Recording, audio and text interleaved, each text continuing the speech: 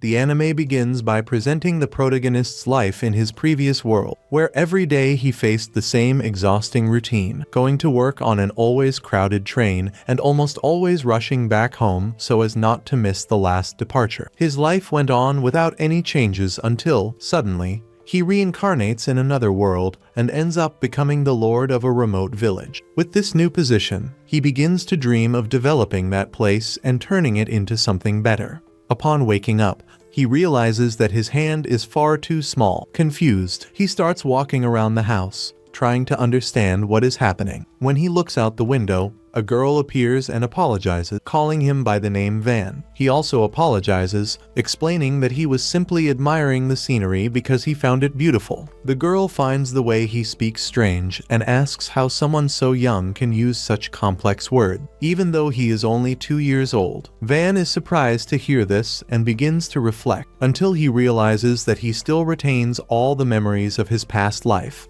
He concludes that this must be the phenomenon known as reincarnation. Little by little, Van recalls his new family and discovers that his brothers are named Mersha, Yard, and Sesta. Curious, he asks where exactly he is living. Soon after, he is taken to the dining table, where he finds his father and all his siblings gathered together.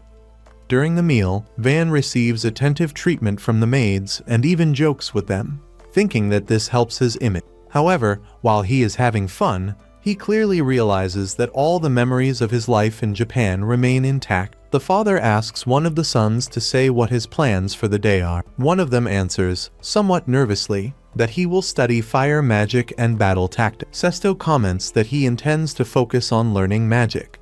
When it is Van's turn, he admits that he is not sure yet, but says that he would like to learn more about the culture and history of the country. The brothers are impressed by the answer, while the father starts to laugh, realizing that he has spoiled the boy quite a bit. Even at such a young age, Van shows unusual maturity. The father believes that he will inherit the qualities of both himself and his late wife, Milla, and that he will certainly awaken powerful fire magic. The father comments that he is eagerly awaiting the magic evaluation ceremony, which is held when children turn 8 years old. He has great confidence in Van's potential. The boy explains that, in that world, magical aptitude is extremely important, especially for nobles, who need to master offensive abilities to protect their territory. The 4 main elements are fire, water, wind, and earth, and anyone who awakens something different from these is seen as a source of shame. His father and brothers have affinities with the 4 elements. At another moment, Van asks whether that port is the only one available. The maid confirms it, explaining that there is a gigantic creature in the sea, which makes navigation dangerous. Van shows interest in learning more about the races of that world, surprising the girl with so much curiosity. She tells him about the existence of elves and dwarves. Some maids try to interrupt, saying that such topics are complicated for a child, but Van asks them not to worry, as he simply wants to learn. The topic then shifts to magical tools. The maid explains that certain crystals, gems, and minerals can store magical energy, allowing the creation of special items according to each person's affinity. At that moment, a man appears, slams his hand on the table, and reminds everyone that Van is only 2 years old and is still learning the basics. This man is the head butler. He tests Van by asking him to count the fingers on his hand. When the boy answers correctly, the butler is impressed and decides to become his tutor. For Van, those studies turn into a true torment. Even so, thanks to the intense lessons, he learns an enormous amount in a short time. 2 years pass, and he turns 4 years old. The scene shifts to Van training in combat with his favorite maid. Despite delivering precise strikes, she dodges them all and even mocks him, running away while laughing. Another maid appears, asking whether she is not afraid of being punished for disrespecting a noble, since that is considered a serious crime in that world. To settle the situation, Van simply gives the girl a light flick on the forehead and says that the matter is resolved. For an entire year, he trains swordsmanship every day and is already able to fight on equal footing with older children. Because he faces opponents of a similar age, the attacks end up being simple. But even so, his skill draws attention. The difference between his current life and his previous one is enormous, and everyone is impressed both by his talent and by his humility, despite coming from a noble family. While drinking water after training, Van comes across Dee, the vice captain of the Royal Knights Order. Dee asks to examine his hands and is surprised to find that they are still soft, without calluses. He had imagined that Van trained every night. The boy explains that he spends most of his time studying. Dee comments that Van studies far more than an ordinary child, which makes the boy understand the reason for his heavy routine. Excited, Dee offers to teach Van advanced swordsmanship and promises to make him the greatest swordsman in the kingdom. Van realizes that he speaks very seriously, but explains that he enjoys studying just as much as fighting and intends to devote himself to both. Dee agrees not to push him too hard, but makes it clear that he will be strict. He begins training him from morning until late afternoon, saying that the exercises are light. Although Van is certain that the man has no heart, a maid appears, praising the boy's effort, and Van thanks her.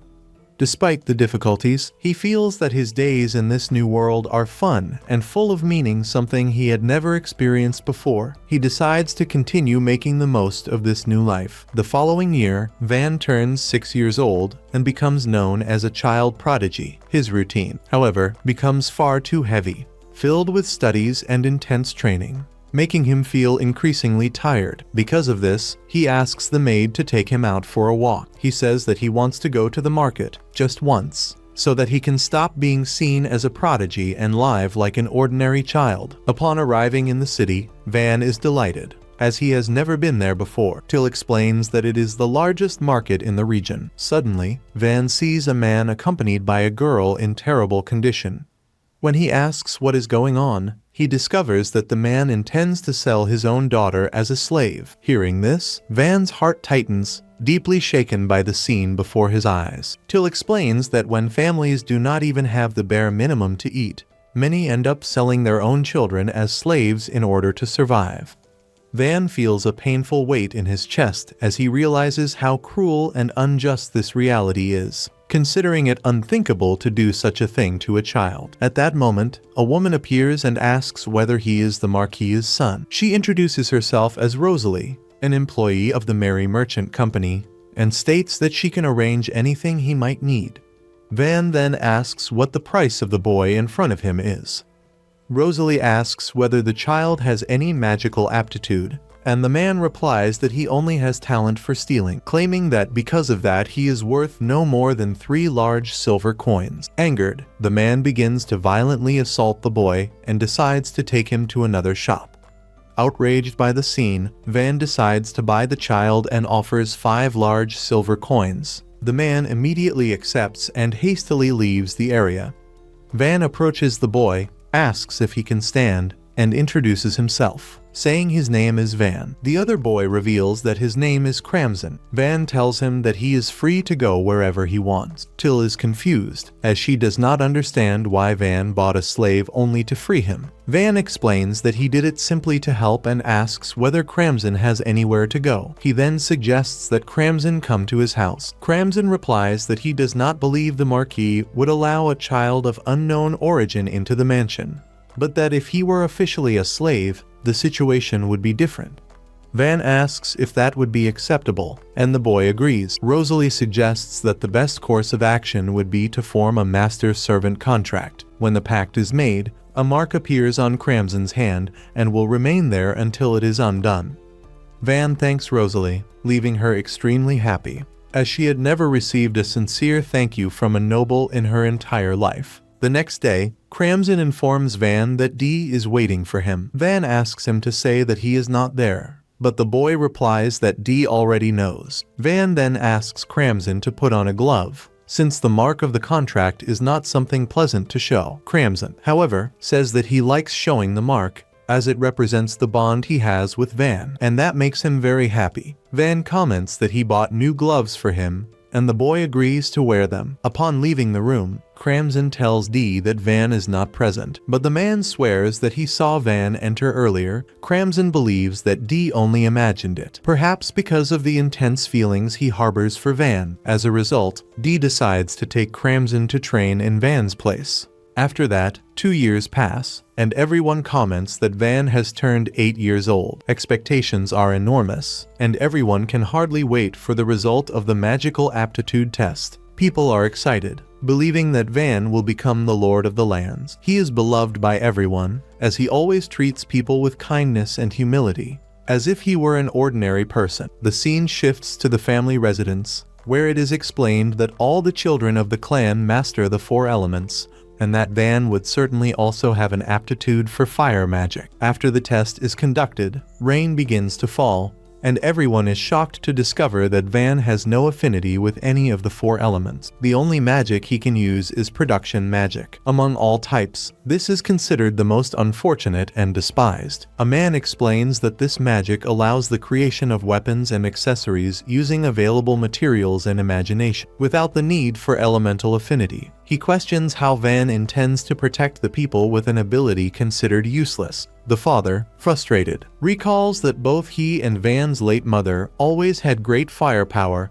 and cannot understand how his son could be born so useless. Consumed by rage, the man draws his sword, determined to put an end to it, saying that he was naive to believe Van would be a genius, when in reality he has become a source of shame. At that moment, one of Van's brothers steps in front of their father and proposes an alternative. He explains that there is a remote village that has never developed due to its isolated location. He suggests that Van be sent there. The village has just over 100 inhabitants, is located to the north in a mountainous region that produces nothing of note, and is also threatened by a powerful demonic beast. Nearby lies the territory of Count Ferdinand, and on the other side is the kingdom of Uranetta. The value of that village is minimal, being used only as a support point for training expeditions. It is a recently acquired territory whose loyalty to the Marquis's family is weak. If someone from the family were to take command, even symbolically, its prestige would increase. The father then decides to leave Van in the care of the strongest man in the village, and orders that he depart as soon as everything is prepared. He then leaves the room. The brother apologizes to Van, saying that it was the only possible solution. The news spreads quickly, and everyone is saddened by the boy's departure. Many people like him, and even Dee decides to accompany him to teach him everything he knows about magic. Van asks whether a knight can really go along, but Dee assures him that there is nothing to worry about, because wherever Van goes, he will go as well. The head butler decides to retire and accompany Van, saying that he will have a lot of fun helping him. With no other option, Van accepts that everyone will go with him.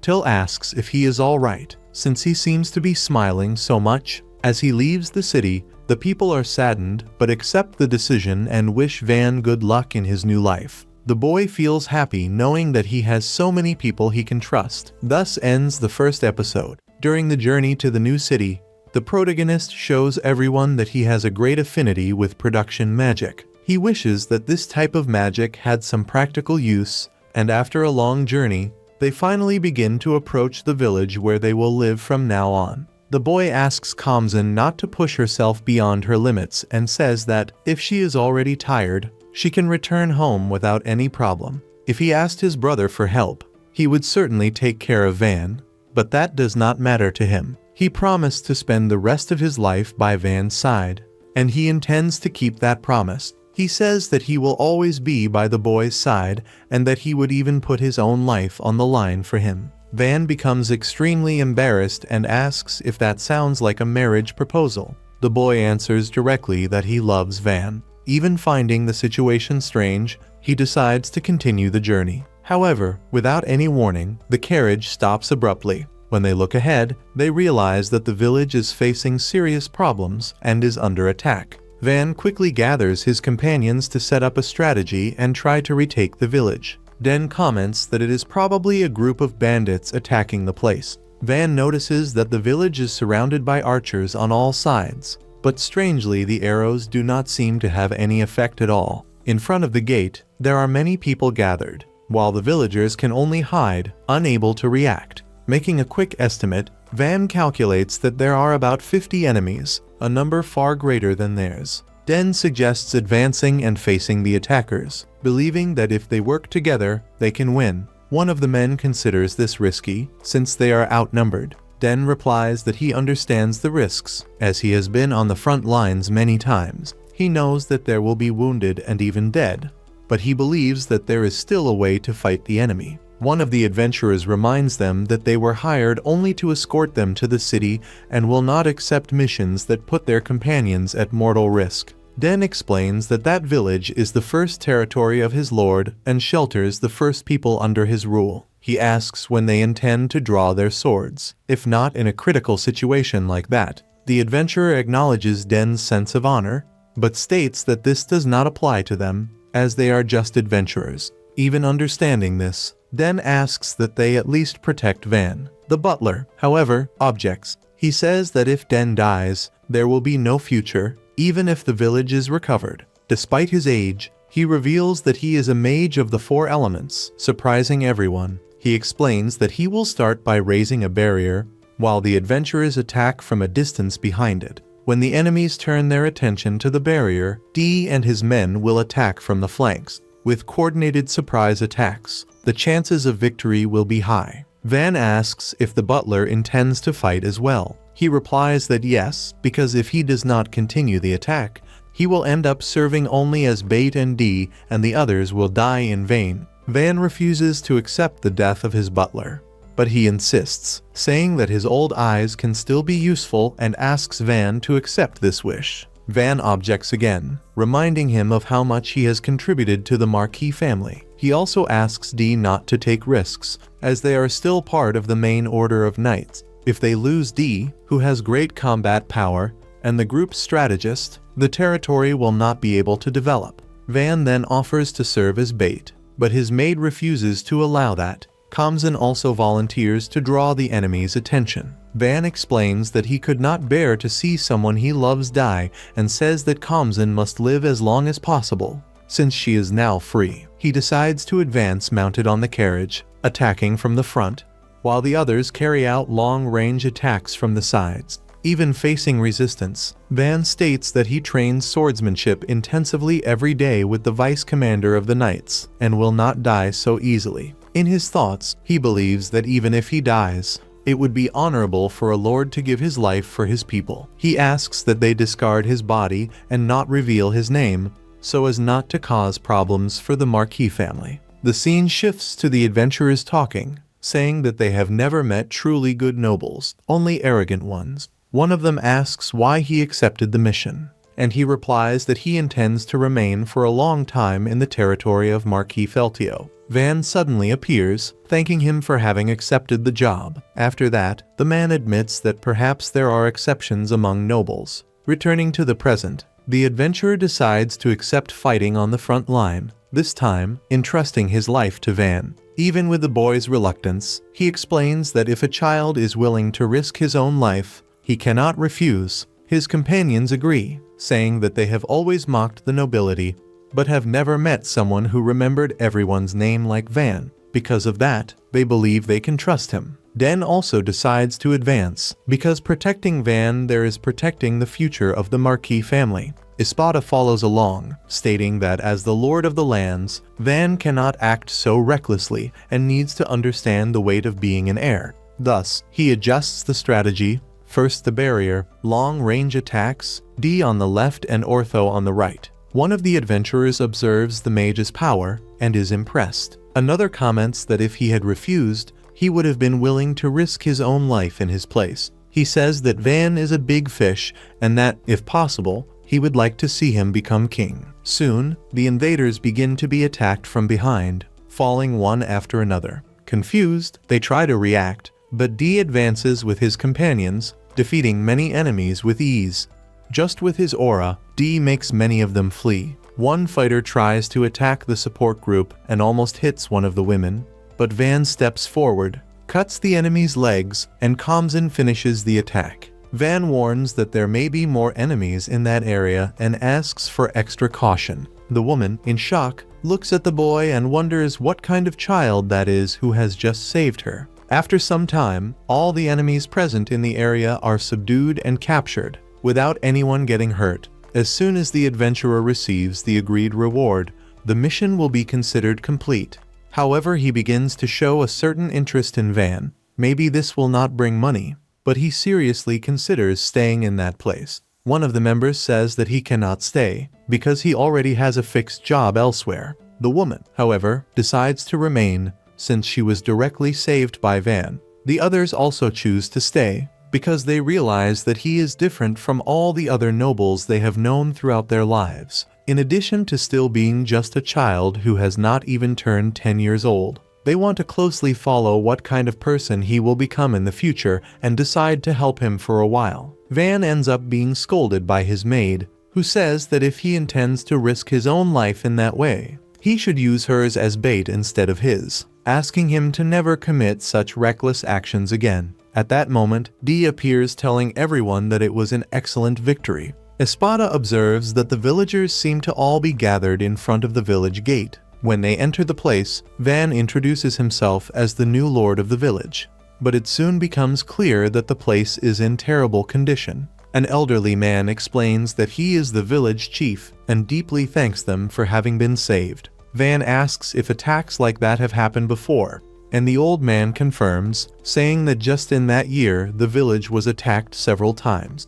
Van then questions why the village is so targeted, and the chief replies that in the time of Count Ferdinand, there was an order of knights that patrolled the region, but that no longer happens. Van understands that after the Marquis took over that area, the village began to run a serious risk of disappearing. He shows regret over his father's actions and believes that he does not know the real situation of the place, since, for paying few taxes, the village is not considered a priority for the nobles. Van explains that it is no use just complaining about the current condition of the kingdom. The village chief questions whether they really should hear this coming from a noble. Van asks everyone to calm down, stating that he is talking about the future of the village. He acknowledges that the responsibility of the nobility is great, and that, if they analyze the causes, there were probably failures in the laws established by the Berlinet royal family, founder of the kingdom. However, changing the laws of a kingdom is not a simple matter. Therefore, he asks if they know what to do besides just complaining. Van then presents 3 possible measures. The first is to create value for the village, making it impossible for the kingdom to ignore it. The second is to guarantee a constant source of income to hire mercenaries. The third is to reform and develop the village on their own. One of the residents explains that they have already tried to improve the village by themselves, but that it was not easy at all. Van replies that he understands the difficulties, but reinforces that now he is the lord of those lands and will not allow his people to starve. Even so, few show immediate hope. At that moment, Espada decides to speak. He explains that he served as head butler of the house of Marquis Ferdio and states that Van is an extremely talented young man, having been appointed lord of the lands at only 8 years old. He says that he was always treated as a prodigy. He also explains that Dee came to act as the village guard. From that point on, the villagers begin to create great expectations, since such important people are now there. One of the men asks if Van also masters the 4 elements. Van asks them not to create exaggerated expectations regarding his magic, saying that he can help in other ways. He himself recognizes that he still does not fully know his own abilities. A resident asks about the taxes, which are around 30%. Van decides to reduce it to only 10% of the harvest for a while, as he considers it essential to first guarantee a stable life for everyone. This decision greatly cheers the villagers. Van decides that the first step will be to reinforce the village walls and asks if anyone can help with that. A man replies that he can use earth magic, but that over time the structure will become just an ordinary wall. Van considers this sufficient for now and asks him to do it. The man performs the magic, leaving everyone impressed with his strength. Van thinks it is better to delay possible new attacks,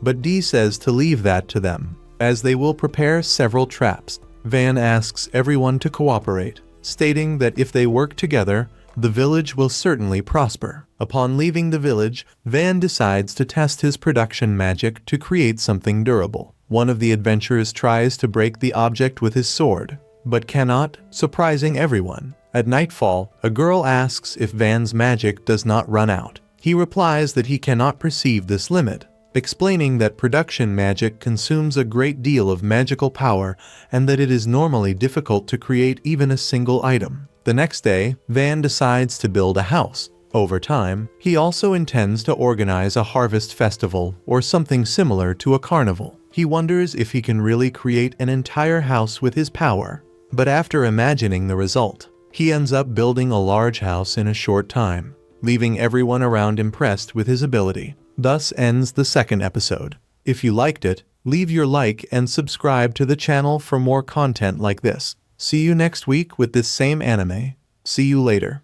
Soon after, everyone ends up becoming extremely amazed by the creation ability that is displayed. Van likes this talent he possesses quite a lot, but he believes that offensive magic, capable of protecting the territory, might be the better choice. For him, having that kind of power is important precisely because he needs to defend his people. Even so, the people ask him not to think that way, stating that they would rather live in the boys' lands than under Jalpa's rule. At that moment, the butler appears and comments that Van is not wrong. Still, he emphasizes that what the people truly desire is a lord capable of improving their lives. Because of that, there is no one more suitable for this role than Van himself. Den agrees with these words, saying that he never imagined the boy would be capable of building a house in such a short amount of time. The adventurers are also surprised by Van's strength, as they realize that his power far surpasses ordinary production magic used on a large scale. Van simply asks everyone to bring wood, explaining that if they do so, he will be able to create houses for them as well. With that, both sides begin to feel motivated, eager to build their own homes as soon as possible. Suddenly, the villagers ask whether Van would also be able to make houses for all of them, as long as they provided the necessary wood. They explain that wind comes in through the walls and that there are many leaks whenever it rains. Van understands that this will require a great deal of time and will be very exhausting, but he knows that he needs to do this for his people, since the houses are practically falling apart. Thus, he decides to begin a major change in the village's life. The boy resolves that he will build one house for each family. Van believes that if his production magic can make everyone happy, then this is the right path to follow. After some time, he is already building new houses throughout the village and renovating those that still had some chance of being saved. Some were in terrible condition, but even so, Van manages to make them look brand new. After that, everyone is impressed by the boy's magical powers. Van explains that all of this is just basic knowledge. He comments that the houses were organized into groups of 4, with wide streets laid out in a grid pattern. The family homes were made in a standardized way, so that there would be no differences between them. This is enough for now, but he says that in the future, when he obtains better quality stone, he intends to rebuild every house once again. The villagers are very happy with these improvements. In addition, Van also builds a simple bathhouse next to his mansion. He only wanted to take a peaceful bath, but he is pleased to see that everyone liked the idea. The construction was easy. He asked Pluriel to use water magic to fill the tub and Kamzen to heat the water with fire and firewood. The girls suggest that Van bathe together with them, but the boy becomes embarrassed and prefers to refuse. When they go inside, they are enchanted by the place. One adventurer comments that she never imagined Van would treat the villagers with such comfort. His maid states that Van is an incredible noble and that she could list his qualities without even having to think. After that, it is Van's turn to bathe together with his friend. During the moment, Van notices that the boy is already developing muscles and ends up feeling a bit envious. His friend replies that, compared to D, this is still nothing. Van comments that next to D, everyone looks weak. Suddenly, a man appears asking if he was called. Van tries to leave, but the man asks him to wait, saying that they will bathe together. After a relaxing bath, Van decides to go to sleep early so that he can work again the next day. At dawn, Van gets up and, together with the knights, begins creating a moat. He decides that the place will serve both for bathing and as a source of drinking water. For that, he uses his sword, which pierces dozens of meters in a single strike. D, Kamzen, and the others begin digging manually, while Van follows behind reinforcing the soil and the walls. Van notices that D continues working while laughing, full of energy, and becomes curious about the reason.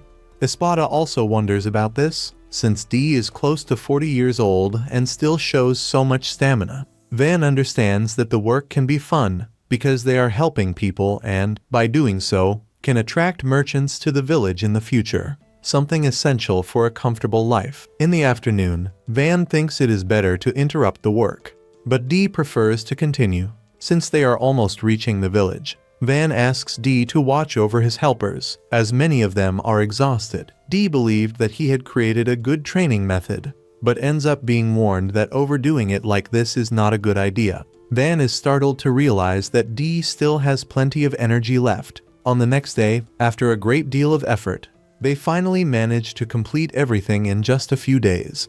Van asks Espada to open the passage, and when that happens, everyone is amazed by the result. No one imagined it would turn out so well. The villagers rejoice, because now there is plenty of water in the village.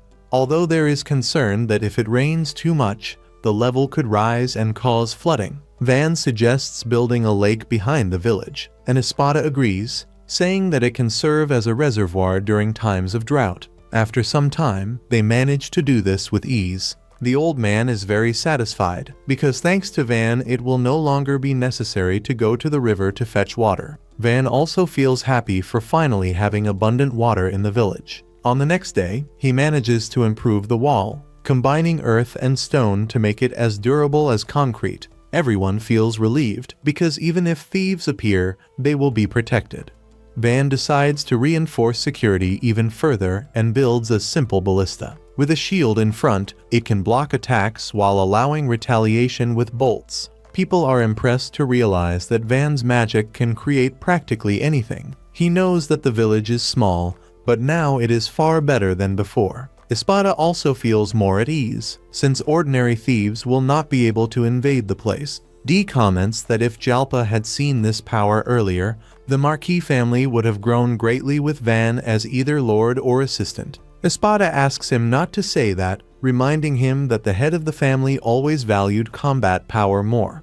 Dee replies that Van's power is more than sufficient for fighting, perhaps even greater than anyone else's. Espada tells him not to exaggerate, since Van's strength is not aimed at direct attacks. Dee explains that war is not limited to attacking alone, but also involves strategy. Van ends the discussion by saying that there is no point in comparing talents, because everyone should simply do their best with what they have. Soon after, the boy's stomach growls, and his maid decides to prepare a good meal. When they arrive home, she comments that there are not many things to do. Espada then explains that it is useless to focus only on protecting the village if it does not have a steady source of income. Currently, at best, only a traveling merchant appears once a month, and there is almost no trade with the outside world. Van believes that this is enough, since he can create furniture with his magic and live off what they produce in the fields. Espada argues that, this way, it will not be possible to make the sweets that Van likes so much. The boy gets irritated by that and decides that he will make something to sell in the village. As he goes outside, Van begins to look for ideas and resources that can be used to develop the place. Suddenly, one of the adventurers appears, saying that he had bought a shield, but when he touched it lightly with a wooden sword, the object ended up splitting in half. Even so, using his power, Van manages to reinforce it and make it even more durable than before. Soon after, the same adventurer asks Van whether he would be interested in buying minerals, explaining that in that forest, possibly because it lies at the foot of the Wolfsburg Mountains, there are many powerful magical beasts. Perhaps because of that, it is possible to collect rare minerals without the need to climb up into the mountains. They found iron, as well as copper, silver, and even some gold. To everyone's surprise, they also managed to find mithril. Van is amazed that they found this type of mineral in that region and asks why the place had never been explored before. The adventurer replies that the area is remote, and that, for outsiders, it does not seem worth the risk to go there. He imagines that the only explorations carried out in the past were done by knights. With that, Van realizes that there may be many other resources around the village. Curious, he asks if he can use some of the iron they found. After receiving permission, he manages to purify it with ease. Everyone is impressed and asks whether he would be able to forge a sword. After concentrating, Van creates one without any difficulty, leaving everyone excited, and they soon begin asking whether he could also make something for them. At that moment, Espada appears at the site and, upon realizing that they found mithril, comments that it is extremely rare to find that mineral in a forest. He says that this would only be common if there were a dungeon nearby. The adventurer asks whether there is a dungeon in that region, but Espada replies that he does not know. He explains that if there is a dungeon nearby, the situation would change completely. Many people would start passing through the village, along with goods. Van understands that if they find a dungeon, the importance of the village will increase significantly. Dungeons are considered true national treasures, filled with valuable resources such as clothing, jewelry, and other rare items. Normally, when a guild receives news of the discovery of a new dungeon, a rule determines that branches must be opened in nearby cities and villages. Even so, Van knows that, at the moment, the village would not be able to accommodate so many adventurers. Espada agrees, saying that it would not be only adventurers who would appear, but also merchants and even warriors. In addition, Van understands that neighboring countries might try to attack the region in search of profit. Because of this, they conclude that it is best to expand the village as soon as possible. If this is done quickly, no one from Van's family will be able to interfere. Thus, they decide that it is not a good idea to look for a dungeon for now. Upon returning home, Van receives the news that armored lizards are approaching the village. The boy immediately orders the gate to be raised. Then, he asks for everyone's help to protect the place and keep the village standing. With that, another episode comes to an end. I hope everyone enjoyed it, and if you did, leave a like and subscribe to the channel for more content like this. Bye.